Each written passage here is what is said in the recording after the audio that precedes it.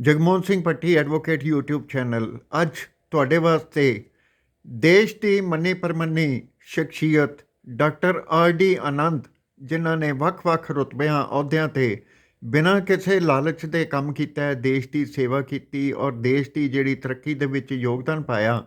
ਉਹਨਾਂ ਨੇ ਆਪਣੀ ਜ਼ਿੰਦਗੀ ਦਾ ਸਫ਼ਰ ਕਿਵੇਂ ਸ਼ੁਰੂ ਕੀਤਾ, ਕਿਵੇਂ ਉਹ ਇੱਥੋਂ ਪੜ੍ਹਾਈ ਕਰਨ ਤੋਂ ਬਾਅਦ ਇੰਗਲੈਂਡ ਗਏ ਅਤੇ ਇੰਗਲੈਂਡ ਤੋਂ ਬਾਅਦ ਉਹਨਾਂ ਨੇ ਵਾਪਸੀ ਕੀਤੀ ਇੰਡੀਆ ਦੀ। ਉਹਨਾਂ ਨੇ ਉੱਥੇ ਰਹਿ ਕੇ ਵਿਦੇਸ਼ਾਂ ਵਿੱਚ ਰਹਿ ਕੇ ਨੌਕਰੀ ਕਰਨੀ ਪਸੰਦ ਕੀਤੀ ਜਾਂ ਨਹੀਂ ਕੀਤੀ, ਇਹ ਉਹਨਾਂ ਨੂੰ ਸਵਾਲ ਕਰਾਂਗੇ ਅਸੀਂ। ਅਤੇ ਉਹਨਾਂ ਨੇ ਆਪਣੇ ਦੇਸ਼ ਦੀ ਸੇਵਾ ਕੀਤੀ, ਕਿਵੇਂ ਕੀਤੀ, ਇਹ 2-3 ਵਿਚਾਰਾਂ ਜਿਹੜੀਆਂ ਅਸੀਂ ਉਹਨਾਂ ਨੇ ਕਰਾਂਗੇ। Doctor R.D. ਆਨੰਦ, ਤੁਹਾਡਾ ਮੇਰੇ ਚੈਨਲ 'ਤੇ YouTube ਚੈਨਲ 'ਤੇ ਜੀ ਆਇਆਂ, ਸਵਾਗਤ ਤੁਹਾਡਾ। ਔਰ ਇਹ ਗੱਲਬਾਤ ਜਿਹੜੀ ਹੈ ਇਹਨੂੰ ਅੱਗੇ ਤੋਰਦੇ ਹਾਂ ਅਸੀਂ। ਤੁਸੀਂ ਦੱਸੋ, ਆ ਜਿਹੜਾ ਮੈਂ ਸਵਾਲ ਕੀਤਾ ਹੈ ਇਹਦੇ ਮੁਤਾਬਕ ਤੁਸੀਂ ਦੱਸੋ। I am grateful. ਮੈਂ 1964 'ਚ MSc ਕੀਤੀ ਪੰਜਾਬ ਯੂਨੀਵਰਸਿਟੀ ਚੰਡੀਗੜ੍ਹ ਤੋਂ ਕੈਮਿਸਟਰੀ ਦੇ ਵਿੱਚ। ਔਰ ਜਦੋਂ ਮੈਂ ਆਪਣਾ ਥੀਸਿਸ ਲਿਖ ਰਿਹਾ ਸੀ, ਉਦੋਂ ਨੋਟਿਸ ਬੋਰਡ ਦੇ ਉੱਤੇ ਇੱਕ ਨੋਟਿਸ ਲੱਗਾ ਕਿ ਯੂਨੀਵਰਸਿਟੀ ਆਫ ਲੰਡਨ ਇੱਕ MSc ਐਨਾਲਿਟੀਕਲ ਕੈਮਿਸਟਰੀ ਦਾ ਕੋਰਸ ਸ਼ੁਰੂ ਕਰ ਰਹੀ ਹੈ West Ham college of technology ਦੇ ਵਿੱਚ। ਔਰ ਉਹਦਾ ਆਹ ਸਿਲੇਬਸ ਹੋਏਗਾ। ਉਹਦੇ ਵਿੱਚ ਕਾਫੀ ਇੰਸਟਰੂਮੈਂਟੇਸ਼ਨ ਦੀਆਂ ਗੱਲਾਂ ਸੀਗੀਆਂ, ਜਿਹੜਾ ਕਿ ਉਸ ਵੇਲੇ ਪੰਜਾਬ ਯੂਨੀਵਰਸਿਟੀ ਦੇ ਵਿੱਚ ਬੜਾ ਘੱਟ ਤੌਰ ਦੇ ਉੱਤੇ ਪੜ੍ਹਾਇਆ ਜਾਂਦਾ ਸੀ। ਔਰ ਉਹਦੇ ਵਿੱਚ ਇੱਕ ਲਾਈਨ ਲਿਖੀ ਸੀ, certain students will be given part-time teaching that will fetch them £325 per annum। ਅਗਲੀ ਮੈਂ ਆਪਣੇ ਇੱਕ ਪ੍ਰੋਫੈਸਰ ਕੋਲ ਗਿਆ। ਮੈਂ ਕਿਹਾ, ਡਾਕਟਰ ਸਾਹਿਬ, ਜੇ £325 ਸਾਲ ਦੇ ਮਿਲਣ ਤਾਂ ਗੁਜ਼ਾਰਾ ਹੋ ਸਕਦਾ ਉੱਥੇ ਇੰਗਲੈਂਡ 'ਚ? ਉਹ ਅਜੇ ਨਵੇਂ ਇੰਗਲੈਂਡ ਤੋਂ ਵਾਪਸ ਆਏ ਸੀ। ਉਹ ਕਹਿੰਦੇ, ਤੂੰ ਕਰ ਲਏਗਾ। ਮੈਂ ਅਪਲਾਈ ਕਰ ਦਿੱਤਾ। ਅਪਲਾਈ ਕਰਨ ਤੋਂ ਬਾਅਦ ਮੈਂ ਆਪਣਾ ਥੀਸਿਸ ਦੇ ਕੇ ਆਪਣੇ ਘਰ ਜਲੰਧਰ ਚਲਾ ਗਿਆ ਔਰ ਉੱਥੇ ਇੱਕ ਕਾਲਜ 'ਚ ਜਾ ਕੇ ਲੈਕਚਰਸ਼ਿਪ ਮੈਨੂੰ ਮਿਲ ਗਈ। ਮੈਂ ਉਹ ਨੌਕਰੀ ਜੁਆਇਨ ਕਰ ਲਈ। 24 ਅਕਤੂਬਰ 1964 ਨੂੰ ਮੈਨੂੰ ਇੱਕ ਲੈਟਰ ਮਿਲਿਆ, ਜਿਹੜਾ ਕਿ ਜਿਹਦੇ ਉੱਤੇ ਕਿ ਵਿਦੇਸ਼ੀ ਟਿਕਟ ਲੱਗੀ ਸੀਗੀ। ਔਰ ਮੈਂ ਫਟਾਫਟ ਉਹਨੂੰ ਖੋਲ੍ਹਿਆ, ਕਿਉਂਕਿ ਉਦੋਂ ਕੋਈ ਬਾਹਰਲੇ ਮੁਲਕ ਦੀ ਚਿੱਠੀ ਕਦੀ ਆਪਾਂ ਦੇਖੀ ਨਹੀਂ ਸੀ। ਔਰ ਉਹ ਜਦੋਂ ਮੈਂ ਖੋਲ੍ਹੀ ਤਾਂ ਉਹਦੇ ਵਿੱਚ ਲਿਖਿਆ, you have been accepted for this course as far your part time teaching we can not offer you unless we have interviewed you. ਆਪਾਂ ਉਸ ਚਿੱਠੀ ਨੂੰ ਲੈ ਕੇ ਪਾਸਪੋਰਟ ਲਈ ਅਪਲਾਈ ਕਰ ਦਿੱਤਾ ਔਰ ਨਾਲ ਹੀ ਉਹਨਾਂ ਨੂੰ ਚਿੱਠੀ ਪਾਈ, ਜਿਹੜਾ ਪ੍ਰਿੰਸੀਪਲ ਵੱਲੋਂ ਜਾਂ ਰਜਿਸਟਰਾਰ ਵੱਲੋਂ ਜਿਹੜੀ ਉਹ ਚਿੱਠੀ ਆਈ ਸੀ। ਔਰ ਨਾਲ ਹੀ ਉਹ ਲਿਫਾਫੇ ਦਾ ਉੱਪਰੋਂ ਕੱਟ ਕੇ, ਕਿਉਂਕਿ ਉਹਦੇ ਉੱਤੇ ਲਿਖਿਆ ਸੀ insufficiently prepaid for transmission by air, therefore that letter was sent by surface mail. ਔਰ ਇਸ ਕਰਕੇ ਉਹ ਲੇਟ ਹੋ ਗਿਆ। ਔਰ ਕਿਉਂਕਿ ਉਹਦੇ 'ਚ ਲਾਈਨ ਲਿਖੀ ਸੀ, ਦੀ ਕੋਰਸ ਸਟਾਰਟਸ ਔਨ 28 ਸੈਪਟੰਬਰ। ਔਰ ਮੈਨੂੰ ਚਿੱਠੀ, ਜਿੱਦਾਂ ਮੈਂ ਪਹਿਲਾਂ ਕਿਹਾ, ਇਹ ਚਿੱਠੀ ਮਿਲੀ 24 ਅਕਤੂਬਰ ਨੂੰ। ਆਈ ਰੋਟ ਬੈਕ। ਨਾਲ ਮੈਂ ਉਹ ਜਿਹੜੀ ਕਲਿੱਪਿੰਗ ਸੀਗੀ ਉਹ ਵੀ ਲਾ ਦਿੱਤੀ, ਜਿਹਦੇ ਉੱਤੇ ਕਿ ਲਿਖਿਆ ਸੀ insufficiently prepaid for transmission by air.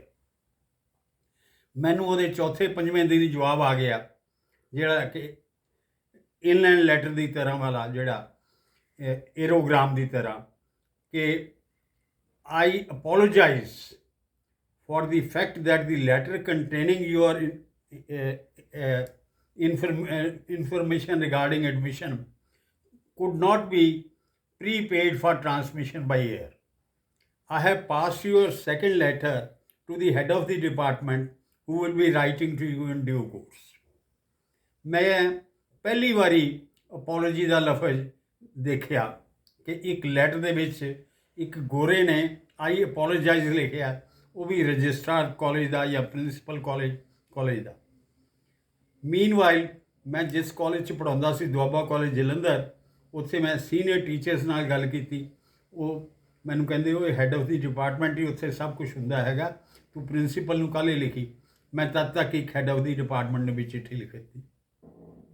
ਨਾਲੇ ਫਿਰ ਮੈਂ ਉਹਨੂੰ ਲਿਖਿਆ ਕਿ ਮੈਨੂੰ ਜਿਹੜੀ ਹੈ ਇਹ ਇੰਟੀਮੇਸ਼ਨ ਕਾਲਜ ਦੇ ਲੈਟਰ ਪੈਡ ਦੇ ਉੱਤੇ ਦਿਓ, ਕਿਉਂਕਿ ਹਿੰਦੁਸਤਾਨ 'ਚ ਤਾਂ ਫਾਰਮੈਲਿਟੀਜ਼ ਬਹੁਤ ਹੁੰਦੀਆਂ ਹੈਗੀਆਂ।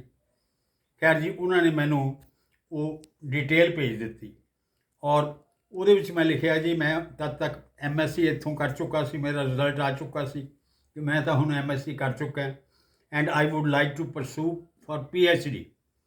ਮੈਨੂੰ ਉਹਨਾਂ ਨੇ ਬੜੀ ਡਿਟੇਲਡ ਲੈਟਰ ਭੇਜਿਆ ਜਿਹਦੇ ਵਿੱਚ ਕਿ ਲਿਖਿਆ ਕਿ the number of years you will have to spend for PhD will vary from 3 to 5 and it will depend upon, as for your part-time teaching we can offer you which will fetch you 325 pounds। यानी कि पहली वारी ਦੇ ਵਿੱਚ ਤਾਂ ਲਿਖਿਆ ਸੀ ਵੀ unless we have interviewed you, ਹੁਣ ਉਹਨਾਂ ਨੇ 325 ਪਾਉਂਡ ਐਡਮਿਟ ਕਰ ਲਿਆ। ਹੁਣ ਅਜੇ ਇੱਥੇ ਸਟੋਰੀ ਖਤਮ ਨਹੀਂ ਹੁੰਦੀ।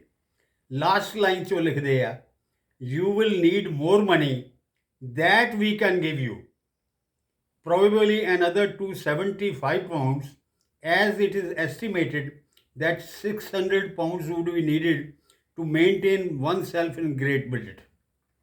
ਅਸੀਂ ਕਿਹਾ ਜੀ ਚਲੋ ਇਹ ਤਾਂ ਬਹੁਤ ਹੀ ਵਧੀਆ ਗੱਲ ਹੋ ਗਈ। 325 ਪਾਉਂਡ ਤਾਂ ਮੈਨੂੰ ਪਾਰਟ ਟਾਈਮ ਟੀਚਿੰਗ ਦੇ ਮਿਲ ਗਏ, 275 ਪਾਉਂਡ ਕਿਸੇ ਗ੍ਰਾਂਟ ਦੇ ਵਿੱਚੋਂ ਦੇਣੇ ਹੋਣਗੇ ਉਹਨਾਂ ਨੇ। ਆਪਾਂ ਪਾਸਪੋਰਟ ਲਈ ਅਪਲਾਈ ਕਰਤਾ ਔਰ ਉਸ ਜ਼ਮਾਨੇ ਦੇ ਵਿੱਚ ਐਂਟਰੀ ਪਰਮਿਟ ਹੁੰਦਾ ਸੀ, ਵੀਜ਼ਾ ਸ਼ੀਜ਼ਾ ਨਹੀਂ ਸੀ ਹੁੰਦਾ। Entry permit British high commissioner ਕੋਲ ਗਏ, ਉਹਨਾਂ ਨੇ ਐਂਟਰੀ ਪਰਮਿਟ ਦੇ ਦਿੱਤਾ। ਆਪਾਂ ਜਾ ਕੇ ਉੱਥੇ ਰਿਪੋਰਟ ਕਰ ਦਿੱਤਾ। ਹੁਣ ਉਹਨਾਂ ਨੇ ਮੈਨੂੰ 6 ਘੰਟੇ ਦੀ ਟੀਚਿੰਗ ਦੇ ਦਿੱਤੀ, 6 ਘੰਟੇ ਦੀ ਟੀਚਿੰਗ ਡੈਮੋਨਸਟ੍ਰੇਸ਼ਨ, ਔਰ ਉਹਦੇ ਉੱਤੇ ਰੇਟ ਵੀ ਲਿਖਿਆ ਸੀ ਵੀ 3 ਘੰਟੇ ਦੇ ਇੰਨੇ ਪੈਸੇ ਮਿਲਣਗੇ, 3 ਘੰਟੇ ਦੇ ਇੰਨੇ ਪੈਸੇ ਮਿਲਣਗੇ। ਹਿੰਦੁਸਤਾਨੀ ਆਦਮੀ ਕੈਲਕੂਲੇਸ਼ਨਸ ਬਹੁਤ ਜਲਦੀ ਕਰਦਾ। ਆਪਾਂ ਉਹ ਕੈਲਕੂਲੇਸ਼ਨਸ ਵਗੈਰਾ ਕਰਕੇ ਵੀ ਦੇਖਿਆ ਕਿ ਇਹ ਤਾਂ 350 ਪਾਉਂਡ ਹੀ ਬਣਨਗੇ ਸਾਲ ਦੇ। ਮੈਂ ਜਾ ਕੇ ਆਪਣੇ head of the department the secretary ਮਾਈਕਨਟੋਸ਼ ਸੀ, ਮੈਂ ਉਹਨੂੰ ਜਾ ਕੇ ਕਿਹਾ 275 ਪਾਉਂਡ ਦਾ ਕੀ ਬਣੂਗਾ। ਉਹ ਕਹਿੰਦੇ ਉਹ that is my fault. Doctor Hargreaves ਜਿਹੜੇ ਕਿ ਮੇਰੇ ਸੁਪਰਵਾਈਜ਼ਰ ਸੀ, ਉਹਨਾਂ ਨੇ ਲਿਖਾਇਆ ਸੀ you will need more money than that we can give you. Then typing ਦੇ ਵਿੱਚ ਉਹ ਮਿਸ ਮਾਈਕਨਟੋਸ਼ ਕੋਲੋਂ ਟਾਈਪ ਨਹੀਂ ਹੋਇਆ, ਉਹ ਬਣ ਗਿਆ you will need more money that we can give you. ਔਰ ਮੈਂ ਉਹ ਲੈਟਰ ਲੈ ਕੇ ਜਦੋਂ ਹੈੱਡ ਆਫ ਦੀ ਡਿਪਾਰਟਮੈਂਟ ਕੋਲ ਗਿਆ ਆਪਣੇ ਸੁਪਰਵਾਈਜ਼ਰ ਕੋਲ, ਉਹ ਕਹਿੰਦਾ no no no that is my fault. ਲੇਕਿਨ ਖੈਰ ਮੈਂ ਚੁੱਪ ਰਿਹਾ। ਨਾਲ ਹੀ ਉਹਨਾਂ ਨੇ ਮੈਨੂੰ ਪੁੱਛਿਆ have you any money in India. ਮੈਂ ਕਿਹਾ ਜੀ yes I have some money but there is exchange regulation, I will have to need the permission of Reserve Bank of India to transfer that money to England। Anyway, ਹਫ਼ਤੇ 10 ਦਿਨ ਤੋਂ ਬਾਅਦ ਮੇਰੀ ਜਿਹੜਾ teaching demonstration ਦਾ job ਸੀਗਾ 6 ਘੰਟਿਆਂ ਤੋਂ ਉਹਨਾਂ ਨੇ 9 ਘੰਟੇ ਕਰ ਦਿੱਤਾ, ਯਾਨੀ ਕਿ 3 ਘੰਟੇ ਦੀ ਕਲਾਸ ਮੈਨੂੰ ਹੋਰ ਦੇ ਦਿੱਤੀ in order to make amends ਕਿ ਉਹਨਾਂ ਦੇ ਕੋਲੋਂ ਗਲਤੀ ਹੋ ਗਈ ਹੈ। You will need more money than that we can give you. ਔਰ ਫਿਰ ਉਹ ਸਾਲ ਤੋਂ ਬਾਅਦ ਮੈਂ ਦੇਖਿਆ ਕਿ ਮੇਰੇ 600 ਪਾਉਂਡ ਦੀ ਬਜਾਏ ਵੀ 700 ਪਾਉਂਡ ਬਣ ਗਿਆ। ਯਾਨੀ ਕਿ ਕਹਿਣ ਦਾ ਮਤਲਬ ਇਹ ਕਿ ਜੇ ਉਹਨਾਂ ਕੋਲੋਂ ਕੋਈ ਗਲਤੀ ਵੀ ਹੋ ਗਈ ਹੈ they will own their mistake and try to rectify that. ਇਹ ਮੇਰਾ ਪਹਿਲਾ ਲੈਸਨ ਸੀ ਜਿਹੜਾ ਕਿ ਮੈਂ ਇੰਗਲੈਂਡ ਦੇ ਵਿੱਚ ਸਿੱਖਿਆ। ਉਸ ਤੋਂ ਬਾਅਦ ਮੈਂ ਅਕਾਊਂਟ ਖੋਲ੍ਹਣ ਇੱਕ ਬੈਂਕ ਦੇ ਵਿੱਚ ਗਿਆ ਔਰ ਜਿੱਦਾਂ ਹਿੰਦੁਸਤਾਨੀਆਂ ਦੀ ਆਦਤ ਹੈ, ਬਾਕੀਆਂ ਦੀ ਹੈਗੀ ਜਾਂ ਨਹੀਂ ਹੈਗੀ, ਮੇਰੀ ਜ਼ਰੂਰ ਹੈ। ਉਹ ਬੈਂਕ ਵਾਲੇ ਨੇ ਕਿਹਾ ਜੀ ਤੁਸੀਂ ਰੈਫਰੈਂਸ ਦਿਓ, ਜਿਹੜਾ ਕਿ ਇੱਥੇ ਵੀ ਹੈ। ਔਰ ਇੰਡੀਆ ਦੇ ਵਿੱਚ ਤਾਂ ਮੈਨੂੰ ਪਤਾ ਨਹੀਂ ਮੈਂ ਅਕਾਊਂਟ ਕਦੋਂ ਖੋਲ੍ਹਿਆ ਸੀ ਜਾਂ ਨਹੀਂ ਖੋਲ੍ਹਿਆ ਸੀ। ਉੱਥੇ ਮੈਂ ਉਹਨੂੰ ਕਿਹਾ I am giving you my money, I should ask for your reference and you are seeking my reference. ਉਹ ਬੈਂਕ ਮੈਨੇਜਰ ਜਿਹੜੀ ਵੀ ਕੁੜੀ ਵਿੰਡੋ 'ਤੇ ਖੜੀ ਸੀ, ਉਹ ਆਪਣੇ ਸੀਨੀਅਰ ਕੋਲ ਚਲੇ ਗਈ ਸੀਨੀਅਰ ਨੇ ਆ ਕੇ ਮੇਰੇ ਨਾਲ ਆਰਗੂ ਕੀਤਾ। ਮੈਂ ਉਹਨੂੰ ਵੀ ਇਹੀ ਕਿਹਾ, I have brought this money from my country. I am trusting you and you are seeking my reference. ਖੈਰ ਉਹ ਕਹਿੰਦਾ ਜੀ ਤੂੰ ਕਰਦਾ ਕੀ ਹੈ? ਮੈਂ ਕਿਹਾ ਮੈਂ ਉੱਥੇ PhD ਕਰਦਾ, ਨਾਲੇ ਮੈਂ ਪਾਰਟ ਟਾਈਮ ਪੜ੍ਹਾਉਂਦਾ। ਖੈਰ ਉਸ ਤੋਂ ਬਾਅਦ ਉਹ ਅੰਦਰ ਗਿਆ, ਮੈਨੂੰ ਨਹੀਂ ਪਤਾ ਉਹਨੇ ਕੀ ਕੀਤਾ। ਉਹਨੇ ਮੈਨੂੰ ਆ ਕੇ ਕਿਹਾ sir we are opening your account. ਮੇਰਾ ਅਕਾਊਂਟ ਖੁੱਲ੍ਹ ਗਿਆ। ਉਸ ਦੇ ਕੁਝ ਦਿਨਾਂ ਬਾਅਦ ਮੇਰੇ ਪ੍ਰੋਫੈਸਰ ਨੇ ਮੈਨੂੰ ਦੱਸਿਆ ਕਿ ਬੈਂਕ ਤੋਂ ਟੈਲੀਫੋਨ ਆਇਆ ਸੀ। ਉਹਨਾਂ ਨੇ ਪਤਾ ਕਰ ਲਿਆ ਕਿ ਇਸ ਨਾਮ ਦਾ ਕੋਈ ਬੰਦਾ ਤੁਹਾਡੀ ਲੈਬੋਰਟਰੀ 'ਚ ਹੈਗਾ ਐਂਡ ਦੇ ਹੈਵ ਵੈਰੀਫਾਈਡ, ਔਰ ਉਹ ਮੈਨੇਜਰ ਨੇ ਆਪਣੀ ਨੋਟਿੰਗ ਦੇ ਦਿੱਤੀ ਉਹਦੇ ਉੱਤੇ that I have checked from professor M.K. Hargreaves, he is a student and teaching in this college। ਇਹ ਹੈ ਫੇਸ ਦੀ ਗੱਲ। ਔਰ ਖੈਰ ਮੇਰਾ ਥੀਸਿਸ ਜਿਹੜਾ ਹੈਗਾ ਮੈਂ 1965 ਦੇ ਵਿੱਚ ਇਹ ਸ਼ੁਰੂ ਕੀਤਾ ਸੀ, ਔਰ 1967 ਦਸੰਬਰ ਦੇ ਵਿੱਚ ਮੈਂ ਆਪਣਾ ਥੀਸਿਸ ਸਬਮਿਟ ਕਰ ਦਿੱਤਾ within a period of 3 years। ਉਸ ਦੌਰਾਨ ਦੇ ਵਿੱਚ ਮੈਨੂੰ ਇੱਕ ਦਿਨ ਆਪਣੇ ਸੁਪਰਵਾਈਜ਼ਰ ਦੇ ਘਰ ਰਾਤ ਨੂੰ ਠਹਿਰਨਾ ਪੈ ਗਿਆ, ਕਿਉਂਕਿ ਉਦੋਂ ਤੂਫਾਨ ਇੰਨਾ ਆ ਗਿਆ ਕਿ ਉਹਨਾਂ ਨੇ ਮੈਨੂੰ ਕਿਹਾ ਤੂੰ ਹੁਣ ਕਿੱਥੇ ਜਾਏਗਾ। ਉਹ ਦੂਸਰਾ ਦਿਨ ਸਵੇਰੇ ਤੜਕਾ ਹੋ ਚੁੱਕਾ ਸੀ, ਲੇਕਿਨ ਉਹਨਾਂ ਨੇ ਗੁੱਡ ਨਾਈਟ ਕਹਿ ਕੇ ਆਪਣੇ ਕਮਰੇ 'ਚ ਚਲੇ ਗਏ। ਮੈਨੂੰ ਇਹ ਕਹਿ ਦਿੱਤਾ, ਇੱਕ ਲੈਸਨ ਮੈਨੂੰ ਦਿੱਤਾ, if I happen to use washroom I should leave the washroom as clean as I get. ਮੇਰੇ ਦਿਮਾਗ ਦੇ ਵਿੱਚ ਤਾਂ ਆਪਣੇ ਥੀਸਿਸ ਦੇ ਸਫੇ ਘੁੰਮ ਰਹੇ ਸੀ। ਮੈਂ ਲੇਕਿਨ you are more Indian when you are abroad. ਮੈਂ ਥੀਸਿਸ ਦੀਆਂ ਚੀਜ਼ਾਂ ਨੂੰ ਯਾਦ ਕਰਦੇ ਕਰਦੇ ਅੰਗਰੇਜ਼ਾਂ ਨੂੰ ਆਪਣੇ ਦਿਲ 'ਚ ਗਾਲਾਂ ਕੱਢਾਂ ਕਿ ਅਸੀਂ ਇਹ ਹਿੰਦੁਸਤਾਨੀਆਂ ਨੂੰ ਇਹ ਸਮਝਦੇ ਆ ਕਿ ਮੈਂ ਇਹਦਾ ਬਾਥਰੂਮ ਖਰਾਬ ਕਰੂੰਗਾ। ਖੈਰ ਮੈਨੂੰ ਲੋੜ ਵੀ ਸੀਗੀ ਵਾਸ਼ਰੂਮ ਯੂਜ਼ ਕਰਨ ਦੀ, ਪਰ ਮੈਂ ਨਹੀਂ ਗਿਆ। ਇਸੇ ਕਰਕੇ ਨਹੀਂ ਗਿਆ ਕਿ ਕਿਤੇ ਉਹ ਉੱਥੇ ਛਿੱਟੇ ਇੱਧਰ ਉੱਧਰ ਨਾ ਪੈ ਜਾਣ।